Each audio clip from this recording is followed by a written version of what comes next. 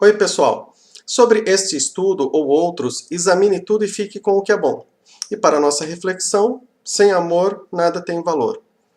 O pecado. O pecado é o não cumprimento da lei. Nós estamos debaixo da lei de Cristo. A lei de Cristo é o amor. Segundo a Bíblia, todos nós somos pecadores. A Bíblia fala sobre diversos pecados. Vamos comentar apenas sobre alguns pecados. Pecados grandes, maiores.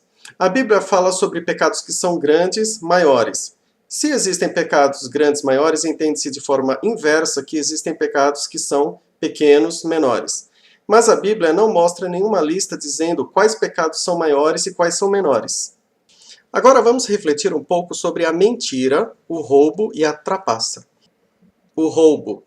Se você estivesse na responsabilidade de criar leis para uma nação, segundo o seu entendimento, a sonegação de impostos, a venda e a compra de produtos pirateados seriam considerados como roubo? Segundo a Bíblia, o roubo faz parte de uma lista de abominações. O Antigo Testamento, no livro de Provérbios, fala de quem rouba para matar a fome. Pergunta: a sonegação de impostos, a compra e a venda de produtos pirateados são abominações? Ou depende? E quem rouba para matar a fome, conforme escrito no livro de Provérbios? Esse roubo também seria considerado como abominação? Ou seria melhor classificado como pecado pequeno? A mentira. Na Bíblia, a mentira é chamada de abominação, e é dito que os mentirosos não entrarão na Nova Jerusalém, nem escaparão do fogo. Mas a Bíblia fala de pessoas que mentiram para salvar vidas. Pergunta: toda mentira é abominação ou depende? A trapaça. Você nunca tentou vender um produto razoável ou ruim, dizendo que é bom ou ótimo? Os seus trabalhos escolares ou de faculdade é você mesmo quem faz? A sua carta de motorista foi comprada? O que você diz na entrevista de emprego ou o que você escreve nos relatórios de trabalho é 100% verdade? Você nunca comprou ou vendeu produtos pirateados? Você sonega impostos? Você nunca tentou subornar o guarda de trânsito? Isso tudo não seria trapaça? A Bíblia diz que os trapaceiros não entrarão no reino. Pergunta: todo tipo de trapaça impede a pessoa de entrar no reino? Reflexão: quando nós entendemos que nem todo tipo de mentira ou de roubo são abominações, ou que nem todo tipo de trapaça nos impede de entrar no reino, com esse raciocínio, entende-se que nós estamos categorizando tais pecados. Entende-se que, quando nós categorizamos alguns pecados, abre-se um precedente para que todos os demais pecados possam ser categorizados. Qual o seu entendimento sobre isso? O reino, a Nova Jerusalém, o fogo. A Bíblia diz que os trapaceiros, adúlteros, gananciosos e invejosos não entrarão no reino. E diz que os mentirosos, idólatras e assassinos não entrarão na Nova Jerusalém, nem escaparão do fogo. Eu estou citando apenas alguns pecados. Há quem entenda que o que impede a pessoa de entrar no reino e de entrar na Nova Jerusalém, levando a pessoa para o fogo, é o viver na prática do pecado. Mas reflita o seguinte: tente responder sim, não ou depende. Trapacear uma vez por ano é viver na prática do pecado? Ganância uma vez por ano é viver na prática do pecado? Inveja uma vez por ano é viver na prática do pecado? Mentir uma vez por ano é viver na prática do pecado? Adulterar corpo a corpo uma vez por ano é viver na prática do pecado? Idolatrar uma vez por ano é viver na prática do pecado?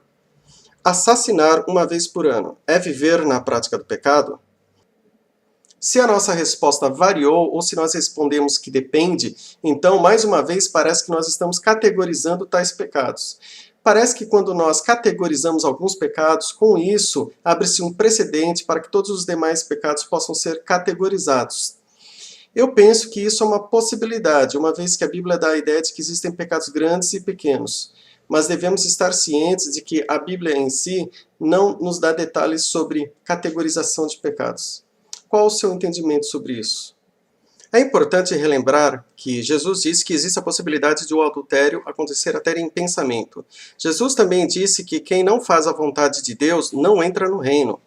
Uma das vontades de Deus é que sejamos gratos em toda a situação. Quantas vezes por ano nós somos ingratos? É importante relembrar que, segundo a Bíblia, existe a possibilidade de matarmos as pessoas até com palavras. E o apego ao dinheiro é chamado de idolatria. Quantas vezes por ano nós matamos as pessoas com palavras e idolatramos o dinheiro? Dá a entender que, se depender de nós, ninguém entra no reino, ninguém entra na Nova Jerusalém e ninguém escapa do fogo. O nascido de Deus não peca? A primeira carta de João diz que o nascido de Deus não vive na prática do pecado. Ou como diz outra tradução, que o nascido de Deus não peca. Mas qual seria a tradução correta? O comentário da Bíblia de Estudo de Genebra diz que as duas traduções são possíveis. O curioso é que a mesma primeira carta de João diz que todos nós somos pecadores. Mas esta carta não está sendo contraditória. Vejamos isto depois. Reflexão. O nascido de Deus não peca ou não vive na prática do pecado? Para tentarmos refletir sobre isso, vamos fazer uma autoanálise. Autoanálise. Eu vou citar somente alguns pecados e você vai verificar quais desses pecados você pratica com frequência. A mentira, a cobiça, o egoísmo. A inveja, a arrogância, o pecado da língua, intriga, fofoca. A falcatrua comercial, o apego ao dinheiro. O adultério em pensamento, o matar com palavras. A falta de misericórdia, a falta de perdão. A ingratidão, a preguiça. A sonegação de impostos. A compra ou venda de produtos pirateados. A acepção de pessoas, o desvio de dinheiro, a trapaça. Pergunta. Na média, quantas vezes por ano você pratica alguns desses pecados? Você conhece alguém que não vive na prática de alguns desses pecados todos os anos? Voltando à questão, o nascido de Deus não peca? Em um sentido, sim, pois nós obviamente cometemos pecados. Entende-se que, em outro sentido, não, pois Jesus tira os nossos pecados, nos purifica dos pecados, e com essa ação de Jesus, nós ficamos sem pecado. Veja a seguir. Jesus tira o nosso pecado. A primeira carta de João não está sendo contraditória, não, porque essa mesma carta diz que Jesus tira o nosso pecado. Ou seja, se Jesus tira o nosso pecado, é porque nós cometemos pecado. Pensando de forma inversa, nós ficamos sem pecado, porque Jesus tira o nosso pecado. Mas se Jesus tira o nosso pecado, por que então nós temos que nos santificar? A consagração. A Bíblia diz que nós devemos nos santificar, em outras palavras, nos consagrar, que significa a mesma coisa, isto é, nos separar do pecado, nos afastar do pecado, evitar o pecado. Mas a mesma Bíblia também diz que todos nós somos pecadores. Assim sendo, conclui-se que nós conseguimos nos santificar até certo ponto, nunca totalmente, ou seja, nós não conseguimos evitar de pecar em todos os momentos, isto é, todos nós pecamos. Então, se Jesus nos purifica dos pecados, se Jesus tira os nossos pecados, isso significa que nós podemos pecar à vontade? Não. O que nós conseguimos fazer, nós temos que fazer. Mas o que não conseguimos fazer, obviamente, não dá para fazer. A Bíblia diz que Jesus tira os pecados. Obviamente, Jesus tira aqueles pecados que nós acabamos praticando. Considerando que Jesus tira esses pecados, nós ficamos sem pecado, por mérito de Jesus. Ou seja, Jesus faz com que tais pecados sejam desconsiderados. Isso é o favor de Deus, ou seja, a graça de Deus. Confessar e deixar. Confessar no grego é a palavra homologeo, que tem o sentido de confirmar. Na primeira carta de João é dito que se nós confessarmos o nosso pecado, isto é, se nós homologarmos os nossos pecados, ou seja, se nós confirmarmos que somos pecadores, Jesus perdoa os nossos pecados. No Antigo Testamento é dito que quem confessa as transgressões e as deixa, encontrará misericórdia. Reflexão. Mas que transgressões seriam essas? Seriam todos os tipos de pecados? Se sim, dá a entender que, se depender de nós, ninguém encontrará misericórdia. Você conhece alguém que deixou todos os pecados e que não pratica mais nenhum pecado? Por quanto tempo você consegue ficar sem cometer nenhum pecado? Por um ano, um semestre, um mês, uma semana, um dia, uma hora? A Bíblia diz que quem peca é do diabo e que é escravo do pecado. Mas a mesma Bíblia também diz que Jesus nos comprou e por isso nós somos propriedade de Deus. Ou seja, embora ainda pequemos, legalmente falando, por causa dessa compra, nós não somos mais escravos do pecado, mas sim somos propriedade de Deus.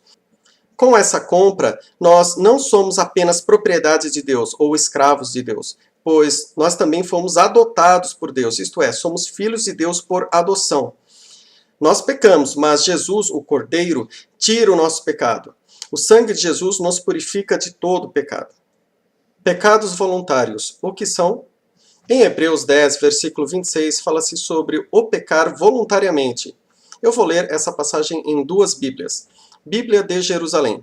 Pois se pecarmos voluntariamente com pleno conhecimento da verdade, já não há sacrifícios pelos pecados. Bíblia Almeida Revista e Corrigida.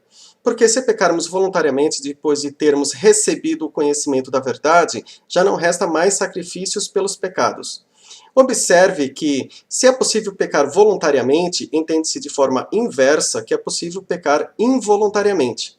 Mas o que significa pecar voluntariamente? Há quem entenda que pecar voluntariamente significa pecar mesmo depois de saber que determinada prática seja pecado. Mas reflita.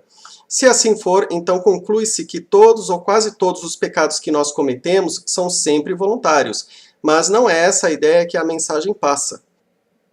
Há quem entenda que o pecar voluntariamente é quando, mesmo você tendo um bom ou razoável controle de não praticar determinado pecado, mesmo assim você o pratica. Nesse entendimento, o pecado involuntário seria comparado ao sonho. O sonho é algo involuntário, pois nós não temos controle sobre o sonho. Nesse entendimento, o pecado involuntário seria quando a pessoa não tem nenhum controle ou quase nenhum controle sobre determinado pecado. Mas como saber se a pessoa está pecando involuntariamente ou não? É a pessoa e Deus que sabem. Isso fica entre Deus e a pessoa. Qual o seu entendimento sobre isso? Mas a Bíblia não diz que nós devemos ser perfeitos? A Bíblia mostra um contraste. A Bíblia diz que devemos ser perfeitos, mas a mesma Bíblia também diz que todos nós somos pecadores. Esse contraste entre o que a Bíblia diz que devemos ser e o que a Bíblia diz que, na verdade, somos, dá a ideia de um equilíbrio, a fim de evitarmos dois extremos, o extremo da libertinagem e o extremo da hipocrisia. A Bíblia fala sobre pessoas que aparentam serem pouco pecadoras, mas que, por dentro, são podres. Jesus criticava muito a hipocrisia. Mas existe algo impossível para Deus? A Bíblia diz que para Deus nada é impossível, mas devemos considerar que para o ser humano existem coisas que são impossíveis, e devemos considerar que há coisas nas quais Deus não interfere, embora tenha o poder de interferir. Reflexão. Você consegue ficar um ano sem pecar? É impossível para você? E se a pessoa orar mais e fizer jejum, de comida mesmo? A pessoa consegue pecar menos ou parar de pecar? Na Bíblia não existe nenhuma passagem que diga isso. Jejuar é abster-se. A Bíblia fala do jejum de comida mesmo, e do jejum de pecado, ou seja, abster-se do pecado, que tem o mesmo sentido de santificar-se, consagrar-se, isto é, separar-se do pecado. Quanto ao jejum de comida mesmo, eu entendo que esse tipo de jejum para o cristão não é mandamento, é opcional, é uma expressão de tristeza. A Bíblia não diz que esse tipo de jejum, de comida mesmo, faz com que a pessoa peque menos ou deixe de pecar. Quanto ao jejum de pecado, que no livro de Isaías, no Velho Testamento, é chamado de o jejum que agrada a Deus, obviamente é um mandamento para o cristão e equivale a santificar-se, separar-se do pecado. Mas como já vimos, todos nós somos pecadores. Orar é conversar com Deus. Eu entendo que aquela passagem que diz, orem sem cessar, não tem o sentido literal de orar 24 horas por dia, mas sim tem o sentido de orar todo dia. A Bíblia não diz que orar mais faz com que a pessoa peque menos ou deixe de pecar. Qual o seu entendimento sobre isso? Jesus também disse, ame os seus inimigos, bendiga quem fala mal de você, faça o bem a quem odeia você, ore pelos que maltratam e perseguem você. Sejam perfeitos. Será que nós fazemos tudo isso ou pecamos nisso tudo? Deve ser por isso que o Novo Testamento diz que os misericordiosos alcançarão misericórdia, que o amor é o elo da perfeição e que encobre muitos pecados. Também diz que com a medida com que nós julgarmos, nós seremos julgados. Muito obrigado.